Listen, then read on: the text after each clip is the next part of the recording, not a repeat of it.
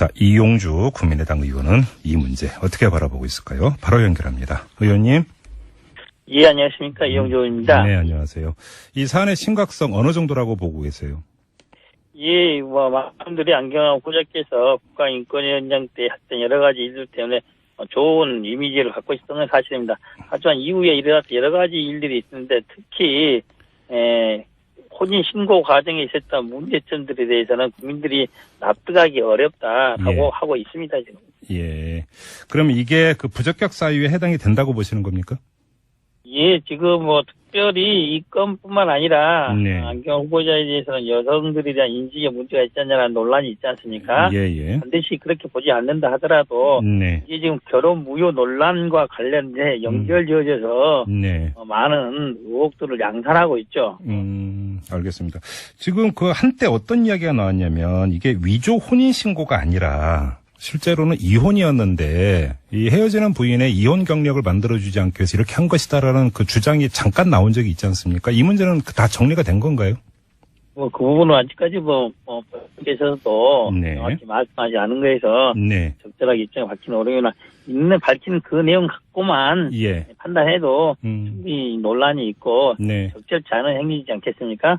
알겠습니다. 일각에서는 이런 주장도 있습니다. 이 일이 그 안경환 후보자가 20대 중반일 때 40여 년 전에 있었던 일인데 너무 멀리 거슬러 올라가는 것 아니냐. 이런 식으로 해서 털어서 먼지 안 나는 사람이 어디 있느냐. 이런 주장도 있습니다. 어떻게 보세요?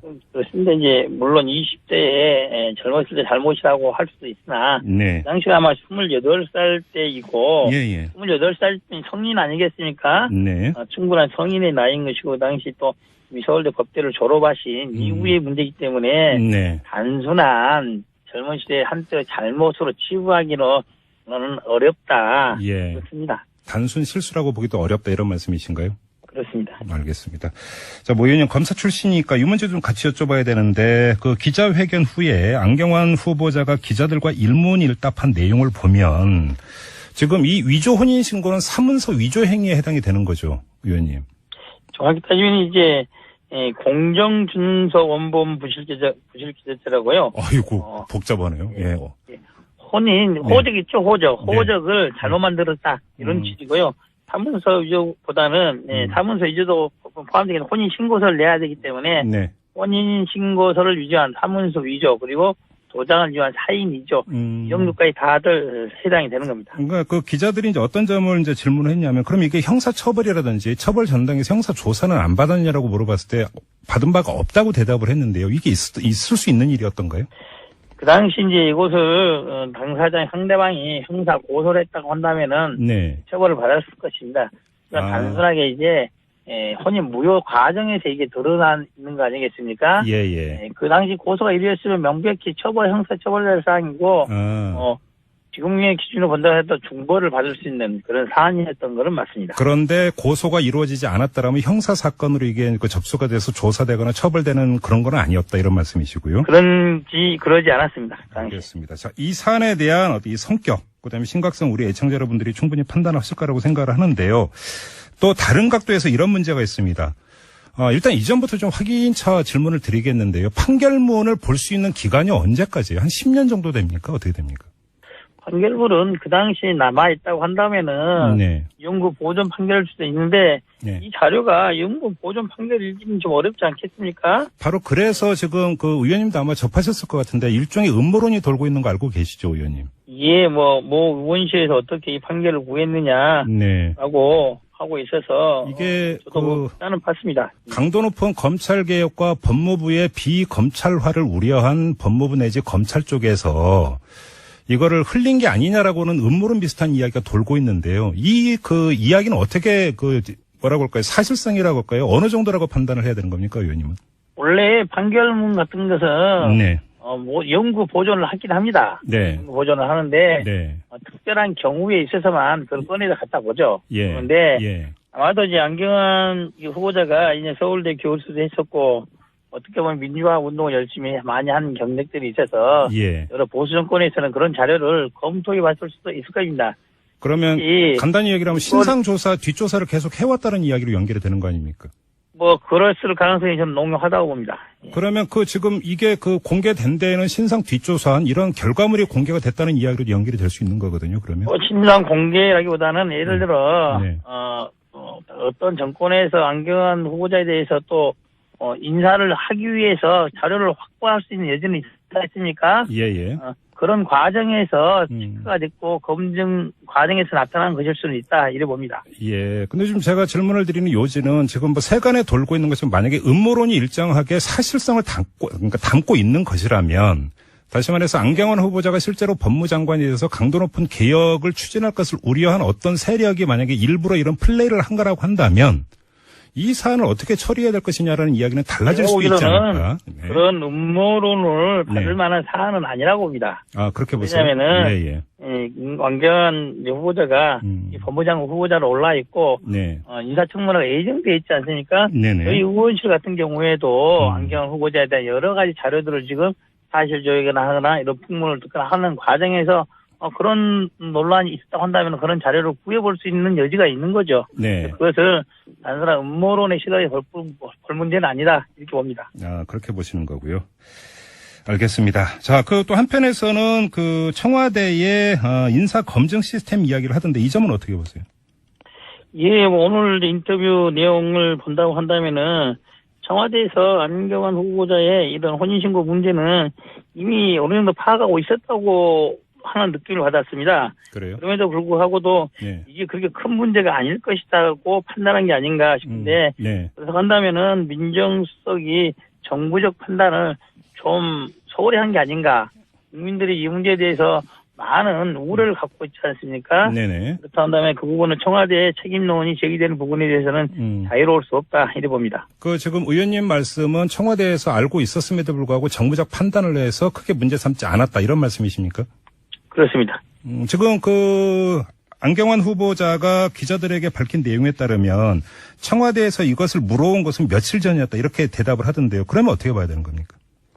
그렇다 하더라도 이미 판결문 같은 것도 있었지 않습니까?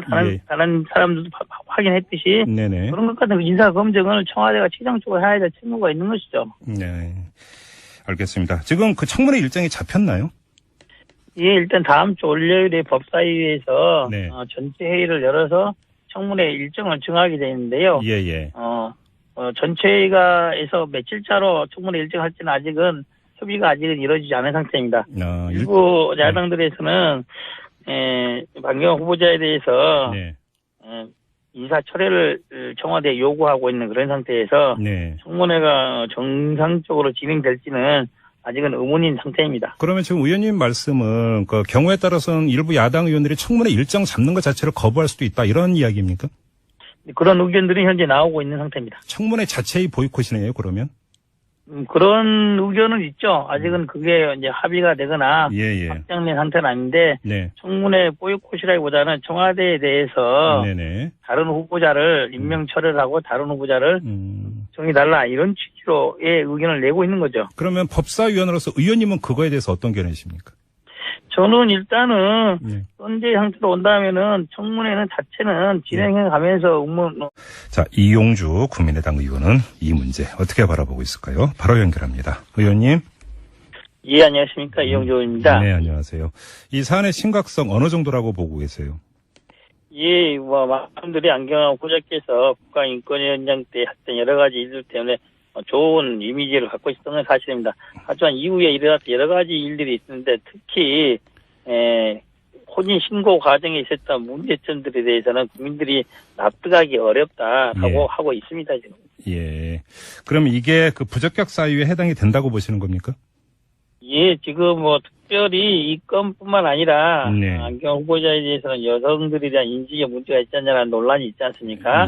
반드시 그렇게 보지 않는다 하더라도 이게 지금 결혼 무효 논란과 관련돼 연결지어져서 많은 의혹들을 양산하고 있죠. 알겠습니다. 지금 한때 어떤 이야기가 나왔냐면 이게 위조 혼인 신고가 아니라 실제로는 이혼이었는데 이 헤어지는 부인의 이혼 경력을 만들어주지 않기 위해서 이렇게 한 것이다라는 주장이 잠깐 나온 적이 있지 않습니까? 이 문제는 다 정리가 된 건가요? 그 부분은 아직까지 법께서도 정확히 말씀하지 않은 거에서 적절하게 입장을 밝히는 어려우나 있는 밝힌 그 내용 갖고만 예. 판단해도 충분히 논란이 있고 네. 적절치 않은 행위이지 않겠습니까? 알겠습니다. 하지만 그걸 꺼내서 갖다 보죠. 예. 그런데 예. 아마도 이제 안경환 후보자가 이제 서울대 교수도 했었고 어떻게 보면 민주화 운동을 열심히 많이 한 경력들이 있어서 예. 여러 보수 정권에서는 그런 자료를 검토해 봤을 수도 있을 겁니다. 그러면 간단히 얘기를 하면 신상조사, 뒷조사를 계속 해왔다는 이야기로 연결이 되는 거 아닙니까? 뭐 그랬을 가능성이 저는 농후하다고 봅니다. 그러면 지금 이게 공개된 데에는 신상 뒷조사한 이런 결과물이 공개가 됐다는 이야기로 연결이 될 수 있는 거거든요. 그러면 신상 공개라기보다는 예를 들어 네. 어떤 정권에서 안경환 후보자에 대해서 또 인사를 하기 위해서 자료를 확보할 수 있는 여지는 있지 않습니까? 예예. 그런 과정에서 체크가 됐고 검증 과정에서 나타난 것일 수는 있다 이래 봅니다. 예. 근데 지금 제가 질문을 드리는 요지는 지금 세간에 돌고 있는 것은 만약에 음모론이 일정하게 사실성을 담고 있는 것이라면 다시 말해서 안경환 후보자가 실제로 법무장관이 돼서 강도 높은 개혁을 추진할 것을 우려한 어떤 세력이 만약에 일부러 이런 플레이를 한 거라고 한다면 이 사안을 어떻게 처리해야 될 것이냐라는 이야기는 달라질 수도 있지 않을까? 네. 그런 음모론을 받을 만한 사안은 아니라고 봅니다. 아, 그렇게 보세요? 왜냐하면은 안경환 후보자가 법무장관 후보자로 올라 있고 인사청문회가 예정돼 있지 않습니까? 네네. 저희 의원실 같은 경우에도 안경환 후보자에 대한 여러 가지 자료들을 지금 사실 조회나 하거나 이런 풍문을 듣거나 하는 과정에서 그런 논란이 있었다고 한다면 그런 자료를 구해볼 수 있습니다. 자, 이용주 국민의당 의원은 이 문제 어떻게 바라보고 있을까요? 바로 연결합니다. 의원님. 예, 안녕하십니까. 이용주 의원입니다. 네, 안녕하세요. 이 사안의 심각성 어느 정도라고 보고 계세요? 예, 많은 분들이 안경환 후보자께서 국가인권위원장 때 했던 여러 가지 일들 때문에 좋은 이미지를 갖고 있었던 건 사실입니다. 하지만 이후에 일어났던 여러 가지 일들이 있는데 특히 혼인 신고 과정에 있었던 문제점들에 대해서는 국민들이 납득하기 어렵다라고 하고 있습니다, 지금. 예. 그럼 이게 부적격 사유에 해당이 된다고 보시는 겁니까? 예, 지금 특별히 이 건뿐만 아니라 안경 후보자에 대해서는 여성들에 대한 인지에 문제가 있지 않냐는 논란이 있지 않습니까? 예. 반드시 그렇게 보지 않는다 하더라도 이게 지금 결혼 무효 논란과 관련돼 연결지어져서 많은 의혹들을 양산하고 있죠. 알겠습니다. 지금 한때 어떤 이야기가 나왔냐면 이게 위조 혼인 신고가 아니라 실제로는 이혼이었는데 이 헤어지는 부인의 이혼 경력을 만들어주지 않기 위해서 이렇게 한 것이다라는 그 주장이 잠깐 나온 적이 있지 않습니까? 이 문제는 다 정리가 된 건가요?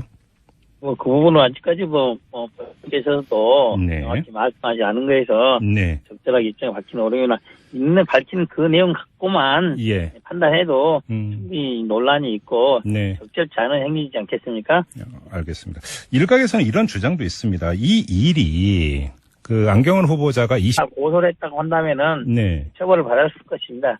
그러니까 단순하게 이제 혼인 무효 과정에서 이게 드러나는 거 아니겠습니까?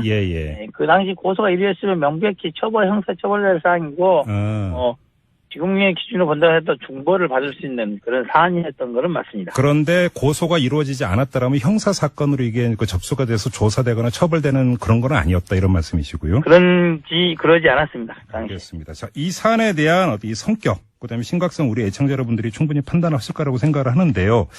또 다른 각도에서 이런 문제가 있습니다. 일단 이전부터 좀 확인차 질문을 드리겠는데요. 판결문을 볼 수 있는 기간이 언제까지예요? 한 10년 정도 됩니까? 어떻게 됩니까? 판결문은 그 당시에 남아있다고 한다면은 영구 보존 판결일 수도 있는데 이 자료가 영구 보존 판결이기는 좀 어렵지 않겠습니까? 바로 그래서 지금 의원님도 아마 접하셨을 것 같은데 일종의 음모론이 돌고 있는 거 알고 계시죠, 의원님? 예, 의원실에서 어떻게 이 판결을 구했느냐라고 하고 있어서 이게 나는 봤습니다. 강도 높은 검찰 개혁과 법무부의 비검찰화를 우려한 법무부 내지 검찰 쪽에서 이거를 흘린 게 아니냐라고는 음모론 비슷한 이야기가 돌고 있는데요. 이 이야기는 어떻게 뭐라고 할까요? 사실성이라고 할까요? 어느 정도라고 판단을 해야 되는 겁니까, 의원님은?